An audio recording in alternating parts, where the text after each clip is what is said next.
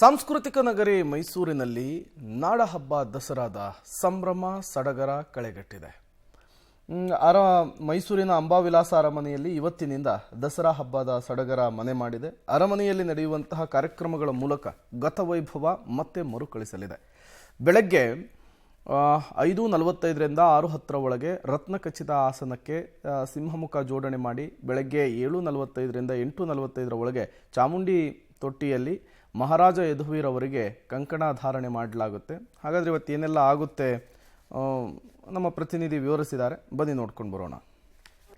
ವಿಶ್ವವಿಖ್ಯಾತ ನಾಡಹಬ್ಬ ಮೈಸೂರು ದಸರೆಗೆ ಚಾಲನೆ ದೊರೆಯಲಿದೆ. ಒಂದು ದಸರಾ ಉದ್ಘಾಟನೆ ಸಮಾರಂಭ ಚಾಮುಂಡಿ ಬೆಟ್ಟದಲ್ಲಿ ನಡೆಯುವಂಥದ್ದು. ನಾನಿದೀಗ ಆ ಒಂದು ವೇದಿಕೆ ಮುಂಭಾಗ ಇದ್ದೀನಿ. ಇಲ್ಲಿ ಮೈಸೂರು ಜಿಲ್ಲಾಧಿಕಾರಿಗಳು ಕೂಡ ಸ್ಥಳ ಪರಿಶೀಲನೆ ಮಾಡ್ತಿರುವಂತಹ ದೃಶ್ಯಾವಳಿಗಳನ್ನ ಗಮನಿಸ್ತಾ ಇರುವಂಥದ್ದು. ಬೆಳಗ್ಗೆ 9:15ರಿಂದ 9:45 ಒಳಗೆ ಸಲ್ಲುವ ಶುಭ ಲಗ್ನದಲ್ಲಿ ತಾಯಿ ಚಾಮುಂಡೇಶ್ವರಿಗೆ ಪುಷ್ಪಾರ್ಚನೆಯನ್ನ ಮಾಡುವ ಮೂಲಕವಾಗಿ ಈ ಒಂದು ದಸರಾ ಮಹೋತ್ಸವಕ್ಕೆ ಹಂಪ ನಾಗರಾಜ ಅವರು ವಿದ್ಯುಕ್ತವಾಗಿ ಚಾಲನೆ ನೀಡಿದ್ದಾರೆ.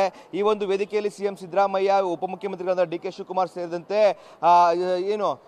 ಸ್ಥಳೀಯ ಶಾಸಕರು ಮತ್ತೆ ಹಲವು ಸಚಿವರು ಸೇರಿದಂತೆ ಅಧಿಕಾರಿಗಳು ಎಲ್ಲರೂ ಕೂಡ ಇಲ್ಲಿ ಭಾಗಿಯಾಗುವಂಥದ್ದು. ಜೊತೆಗೆ ಇಲ್ಲಿ ಸಾರ್ವಜನಿಕರು ಕೂಡ ಅವಕಾಶವನ್ನ ಮಾಡಿಕೊಳ್ಳಲಾಗಿದೆ. ಸರಿಸುಮಾರು 2,000 ಆಸನದ ವ್ಯವಸ್ಥೆಗಳನ್ನು ಮಾಡುವ ಮೂಲಕವಾಗಿ ಜನರಿಗೆ ಈ ಒಂದು ದಸರಾ ಇನಾಗ್ರೇಷನ್ ಅನ್ನ ಕಣ್ತುಂಬಿಕೊಳ್ಳೋ ನಿಟ್ಟಿನಲ್ಲಿ ಕೂಡ ಅವಕಾಶ ಮಾಡಿಕೊಳ್ಳಲಾಗ್ತಿರುವಂಥದ್ದು.